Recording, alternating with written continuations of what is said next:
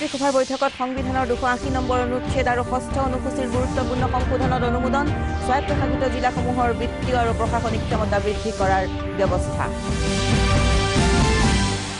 নাগৰিকত্ব সংশোধনী বিধেয়ক বাতিল কৰাৰ দাবীত সদৌ অসম ছাত্ৰ সন্থাৰ লগতে 30টা জাতীয় সংগঠনৰ উদ্যোগত গুৱাহাটীৰ লতাশিল খেলপথাৰত খিলঞ্জীয়াৰ বজ্ৰ নিনাদ কাৰ্যসূচী ৰূপায়ণ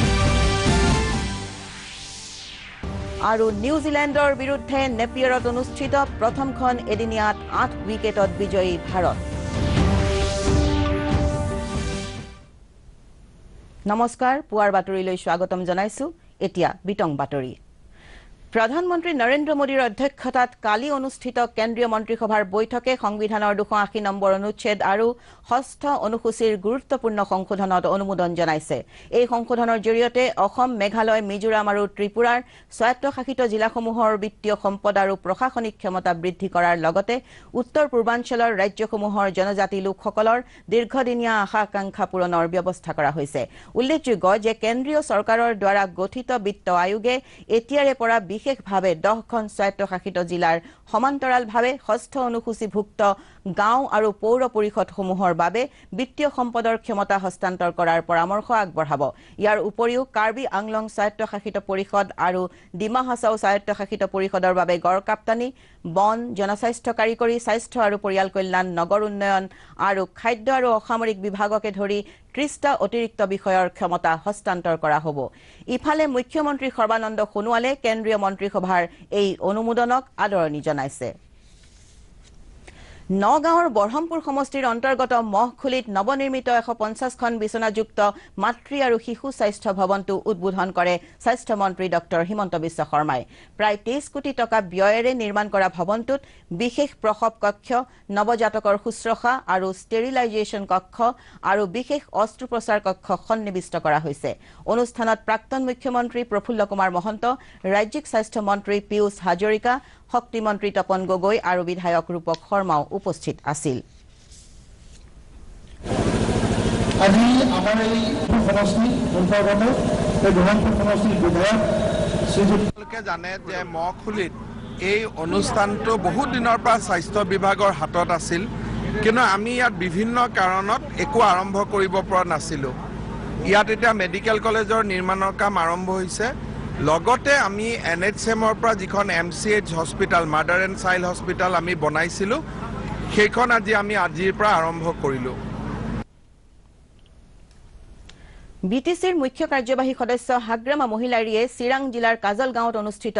জৌহৌলাও শ্যামলা বসুমতাৰী অসামৰিক চিকিৎসালয়ত কালি 23 কোটি টকা ব্যয় সাপেক্ষ অতিৰিক্ত কোঠা নিৰ্মাণৰ আধাৰশিলা স্থাপন কৰে এই উপলক্ষে ভাষণ দি মহিলাৰীয়ে কেন্দ্ৰীয় চৰকাৰৰ সহায়ত চিৰাঙত ৰূপায়ণ কৰিবলৈ লোৱা আঁচনিৰ বাবে বিটিচি প্ৰশাসনৰ সৈতে সহযোগিতা কৰিবলৈ জনসাধাৰণক আহ্বান জনায় সভাত ভাষণ দি পৰ্যটন মন্ত্ৰী চন্দন ব্ৰহ্মই কয় যে এই চিকিৎসালয়খনত প্ৰয়োজনীয় চিকিৎসক আৰু আন্তঃগাঁথনি সম্পূৰ্ণ কৰাৰ ক্ষেত্ৰত ৰাজ্য চৰকাৰে গুৰুত্ব আৰোপ কৰিছে চিৰাঙত বন বিদ্যালয় স্থাপন হোৱাৰ লগতে চাপাগুৰিৰ পৰা ভূটান সীমান্তৰ চচিপুৰলৈ 42 কিলোমিটাৰ পথ নিৰ্মাণ কৰা হ'ব বুলিও তেওঁ প্ৰকাশ কৰে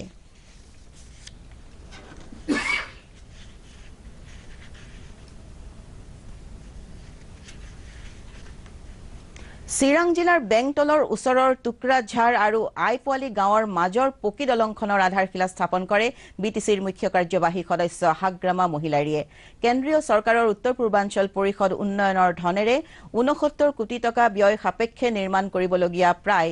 900 মিটাৰ দৈৰ্ঘ্যৰ এই দলংখনৰ আধাৰশিলা স্থাপনৰ পাছত এখন ৰাজহুৱা সভা অনুষ্ঠিত হয় বিটিচিৰ উপমুখ্য কাৰ্যবাহী সদস্য খাম্ফা বৰগয়াৰীয়ে আদ ধৰা অনুষ্ঠানত ৰাজ্যৰ পৰ্যটন মন্ত্ৰী চন্দন ব্ৰহ্ম প্ৰাক্তন বিধায়ক খিৰেন বৰগয়াৰী বিটিচিৰ প্ৰাক্তন অধ্যক্ষ পানিৰাম ব্ৰহ্ম আদি উপস্থিত আছিল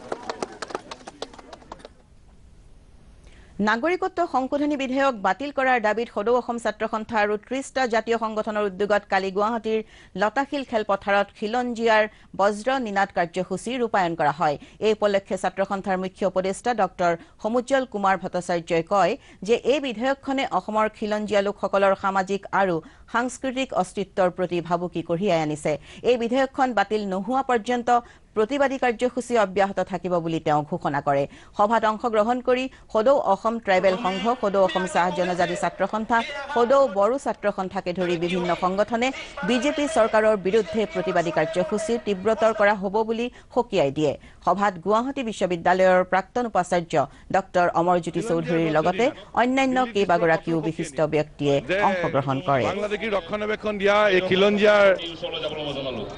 বিঘ্নিত স্বাৰ্থ বিঘ্নিত কৰা এই আইন আমি নামানো আৰু তাৰ কাৰণে খিলঞ্জিয়াৰ ব্ৰজনী না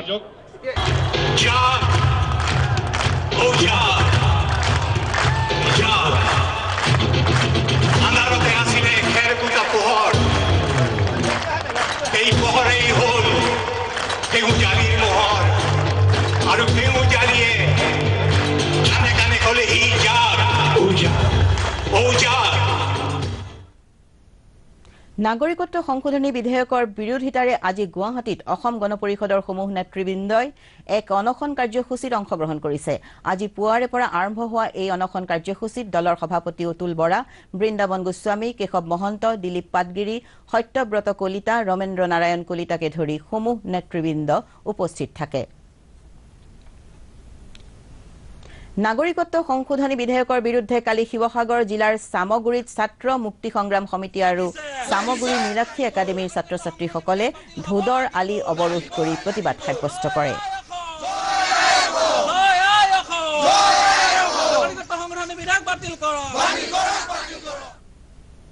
কৃষক মুক্তি সংগ্ৰাম সমিতি আৰু ৭০টা জনজাতীয় সংগঠনে কালি গুৱাহাটীত নাগৰিকত্ব সংশোধনী বিধেয়কৰ বিৰুদ্ধে এক জোৰ সমদল উলিয়ায় সমদলকাৰীসকলে গুৱাহাটী ক্লাবৰ পৰা যাত্ৰা আৰম্ভ কৰি জিলা উপায়ুক্তৰ কাৰ্যালয়ৰ সন্মুখত সমবেত হৈ চৰকাৰৰ বিৰুদ্ধে ধ্বনি দিয়ে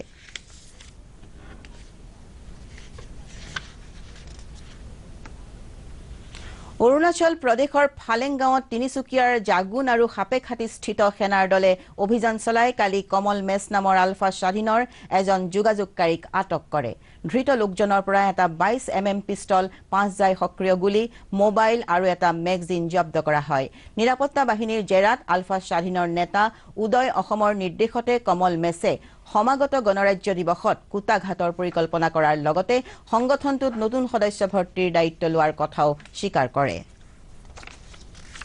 কি নাম আপোনাৰ কমল মেছ ঘৰ ক'ত ড্ৰাগনফুলৰে আচ্ছা আপোনাক আৰ্মীয়ে কিয় ধৰিছে লিংকমেন হিচাপত ধৰিছে কিহৰ লিংকমেন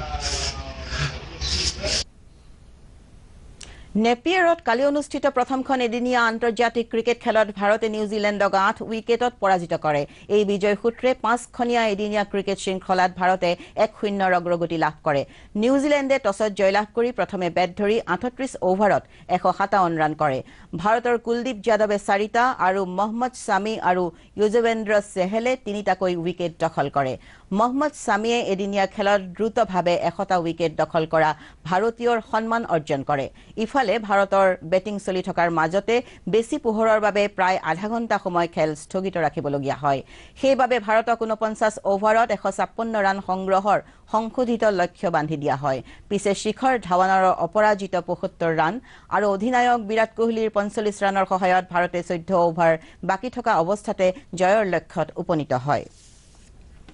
বাক্সা জিলাৰ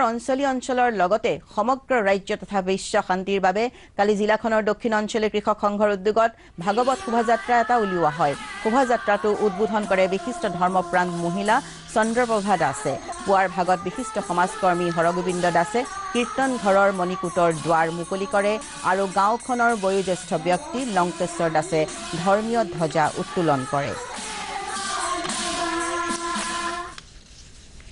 গোৱালপাৰা চহৰৰ মাজমজিয়াত থকা শংকৰদেৱ শিশু বিদ্যা নিকেতনৰ ৰূপালী জয়ন্তী বৰ্ষ কালিৰে পৰা আৰম্ভ হৈছে বৰ্ষ উপলক্ষে কালি পতাকা উত্তোলনৰ পিছতে বিদ্যালয় প্ৰাংগণৰ পৰা বিভিন্ন জাতি জনগোষ্ঠীয় এটা বৰ্ণাঢ্য সাংস্কৃতিক শোভাযাত্ৰা উলিওৱা হয়